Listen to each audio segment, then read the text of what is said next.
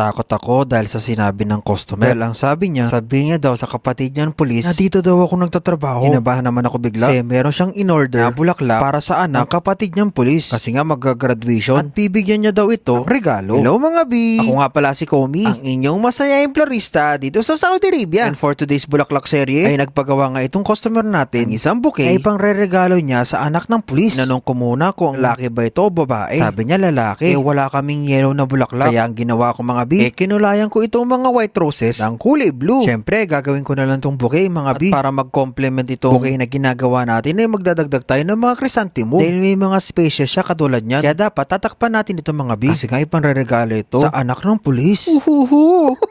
Ano ba yun? So ito na nga mga B. May mekos-mekos lang natin na parang ganyan. Isisiksik natin sa mga pagitan ng mga blue roses. Diba? Perfect na perfect ang combination ng blue na mga roses at white chrysanthemum. Silip-silipin natin na ganyan mga B para makita natin kung talagang may mga chismis pa. Pero wait, there's more. Para mas maging maganda, maglalagay tayo nitong mga limonyum. Sabi ng iba mga B, may patis daw itong limonyum. Ang technique ko lang dito mga B, pag bagong delivery, tanggalin natin ito sa mga plastic para hindi mamasa at hindi mangamoy. Yes mga B, kasi pag nagmo-moist ito mga B, mabaho talaga siya na parang alam mo na. At syempre, para mas lalo mas maging maganda, ay lalagyan natin ito ng ruskus. Ito yung green na talagang matagal mamatay. Parang ikaw. Diba patay na patay ka sa crush mo? Parang gano'n.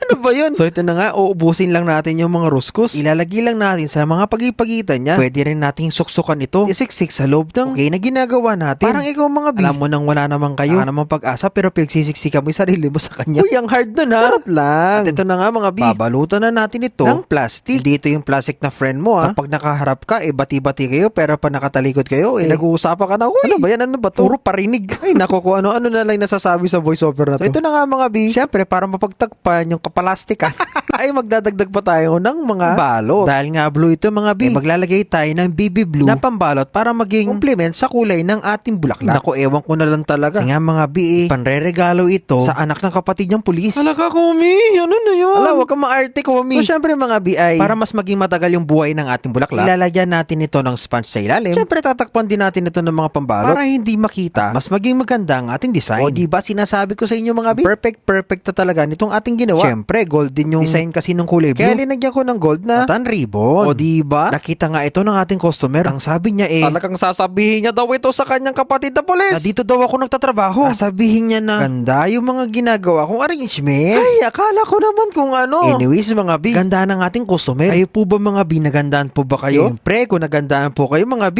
abay mag-comment down below. Siyempre, mag-comment down below na rin saan na nakarating itong video na ito. Huwag din kakalimutan na mag-share, like, follow, and subscribe para sa mas marami pang mga bulaklak serye na hatid sa inyo ng one and only nag-iisang si Komi. So, paano ba yun mga B? Kita kits!